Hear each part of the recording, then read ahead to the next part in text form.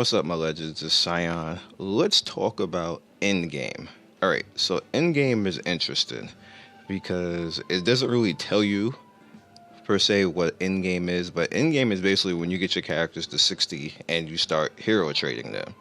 In order to do that, you can do various things, which is an alternate method of level grinding, but I'm going to talk about that after. Now, you go into special dungeons and you're going to start to notice that there's differences in these dungeons. Now, you want to go to Advent, sometimes with Event too, but Advent just earlier. This right here, these 4 stars, this is where shit starts to get real. The annihilation level, level 60 or higher, that's officially endgame. That's the cap. Same thing right here, that's the cap right there. This right here isn't, I wouldn't call this endgame because it's not at the max level, so you can't really count those. So pretty much Sinclair and Decane is where it starts to hit the fan and you need to start taking stuff seriously. The same thing over here. When it comes to these, you need to start taking these seriously as far as events. It says 50, but this is actually not that easy. So this is kind of like, it becomes a little bit difficult. I saw people on the Reddit be a bit confused and like, well, how am I really supposed to know? And technically, you're really not, because they don't exactly explain what endgame is. They kind of leave it up to your own devices, which is unfortunate, but that's just the way it goes. All right, so basically, let's go back out. Now that you know that, so how do you get your characters and your heroes ready for things like that? First of all, you need your hero talents. Now you see I have 3 characters that already have purple stars, and my 4th character is actually going to be Deimos, and I'm probably going to replace my main character with Marduk, unless I actually get somebody else that's worth doing that with, and probably, for the sake of that, probably not, but we'll see how that goes. So, first thing you want to go with is procuring these purple stars because that gives you buffs. Like, let's go into here.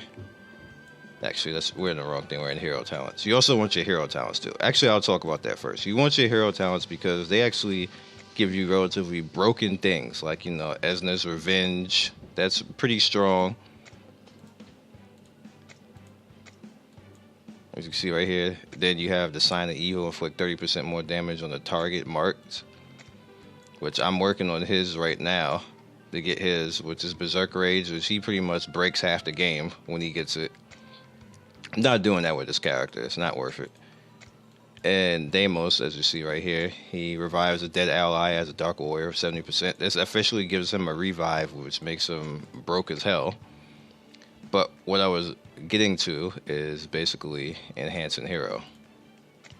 So we already got the attack. You see I already have this, and like I said, we're going to talk about that next. I already have that set. So her next increase is going to be defense, which is going to be sexy. That's pretty cool. And this goes just basically, it makes your character benefit more. So that's 10% attack that they have with the first purple. The second one is defense. And that's just crazy. Like, I'm pretty sure the next one after that is probably going to be speed or something like that, or maybe life. And it gets to a point where probably the 4th, well, usually what happened in Seven Nights is once you got to the 5th or 6th star, you got a new skill, which imprints over one of the other skills, or just a standalone skill that you just do automatically that just breaks half the planet. And they do like some super skill, which would be sick. I can't imagine what they're going to do in this game as a super skill, because this game, when you leave the cinematics on, it's super dramatic for no goddamn reason. So yeah. Alright, come on, load. Now you also have, let's go into adventure. A lot of people don't really pay attention to this too much, including myself. The Timespace Void. One of the reasons why I don't pay attention to it that much is because it costs so much damn stamina to do it. 45 stamina? Like, bruh. However, you get good rewards for it. You see this coin right here? As soon as it lets me click it. Alright, well, it's not going to actually show me what it is. Oh, there it is. 250,000. And then you have the next one, which is 50 Advent Essences, which is sexy. 500 Enhanced Stones, and then again, Enormous Evolve Mine. Those are good. A Rune Ticket, a 6-star one automatically. That's good too. and then the normals of Almond again. I can imagine how much stamina this is going to cost just to do that. When you don't have anything to do, when you're done ranking, like I'll be done ranking probably like in a week or so. But after that, when I'm done ranking, then I worry about all this. But right now, I'm like, ugh. Like, good God. That's a lot of stamina. Like, that's more stamina than it needs to be. That needs to be nerfed stamina-wise. But it's still there. It is necessarily part of Endgame because it gets hard at a point. I would call the normal part of the game right here, and this would be like the normal game, like even the hard mode like this. I don't call this end game. It's just it's kind of like getting you ready to go take on the other challenges that's going to be in the game and make things better for you, per se. Now you do have some more things that would be considered end game, so let's go in.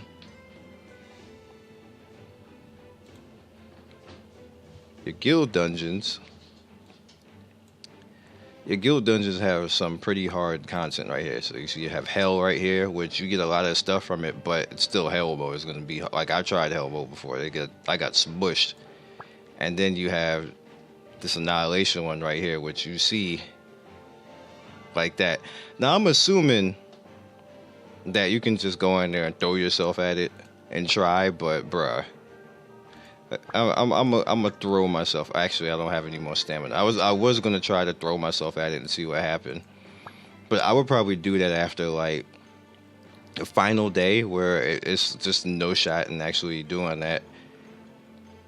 But we get into the point now where it's just really good. Now I do have a question. This is outside of what I'm actually doing right now. I noticed that this doesn't move at level 8. So has anybody gone past this and seen that it actually goes beyond guild capacity? Because 30 is kind of really low. There's still a lot of people I'm getting messages from who want to join, and there's just no room. Oh, let me donate real quick. Pop out. Let's do 1 million. Come on. Yeah, whatever. Here we go. All right. Oh no, I don't do that. So go to skills, and we're up to this one. There we go. All right. All right. So the next thing, before we wrap this up, this is an alternate method of grinding, and you should only do this. You don't have to listen to me. You can do it now if you want to. It's okay to do it now, but I wouldn't, because you're not gaining gold. You're not EXP leveling faster your rank. But what you could do is you can stay at the 1 star, because right now it has the event, and they seem to be doing it every day, a different character every day. But you can do this, and it's perfectly fine. And it gives you okay resources. It gives you rainbow resources, event resources, and you get this 4-star character automatically, which is essentially the cheapest way that you can get a 4-star in the game right now, and the easiest to actually build resources and level up characters. Now, I wouldn't use those characters just to level up other things. I would use them on the enhanced hero section. But if you look at my hero box, I did 5 tries today, and I got 3.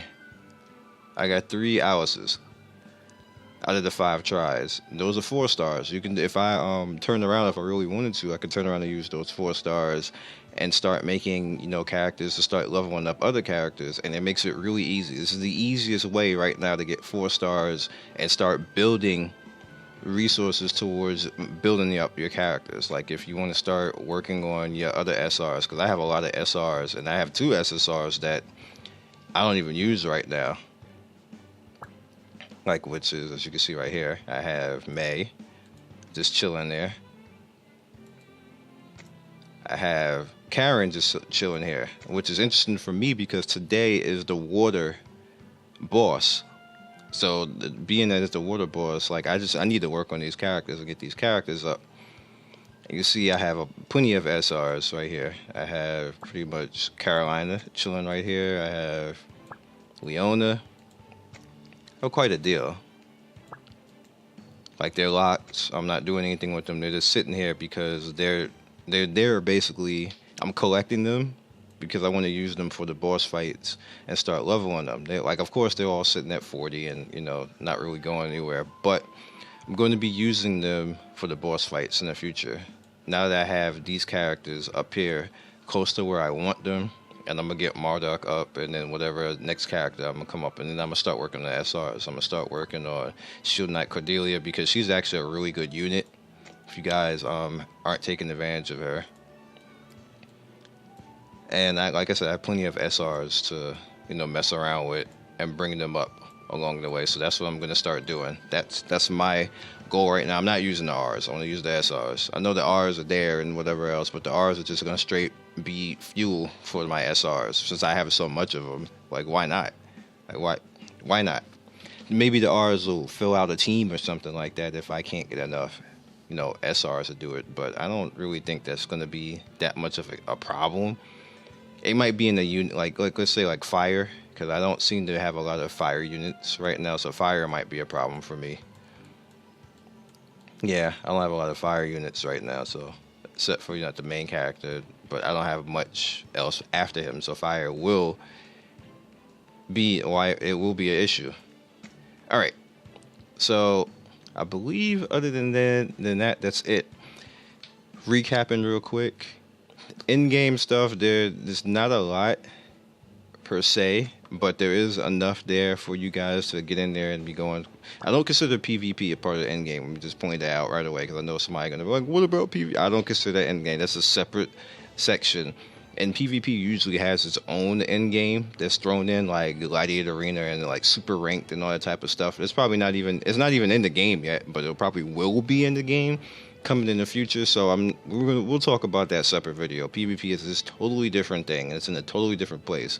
It's even more funny now that they started banning characters like it's League of Legends. Like, I'm not even gonna touch that. Y'all good with that? Yep.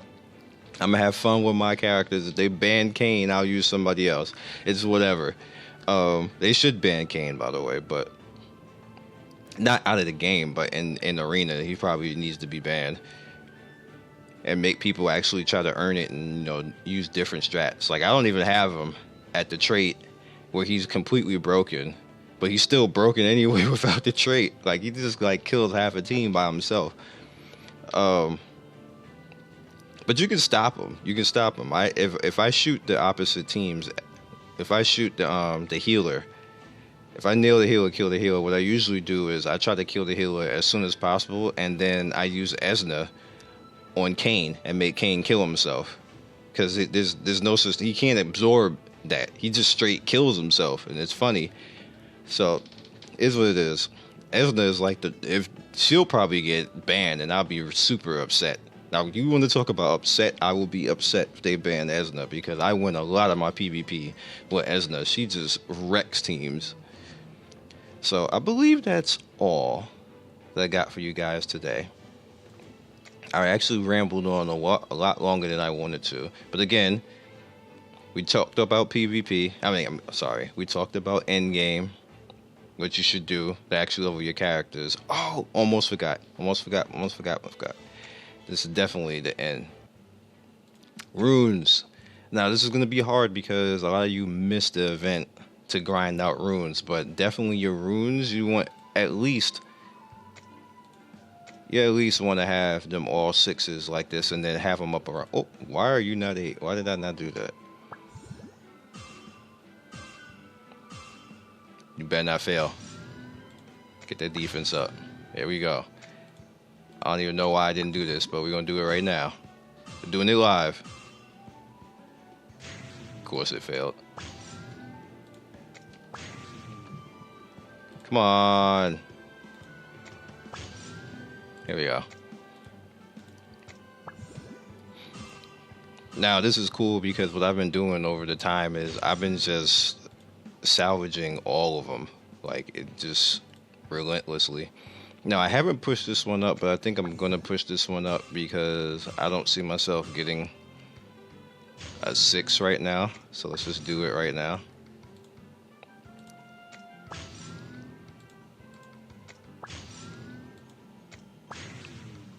Of course. Alright, that's good enough for now. All right, so that's Esna. She's completely ate it out. I don't think I have anybody else. See, I don't have it for that one. And let's push this one up.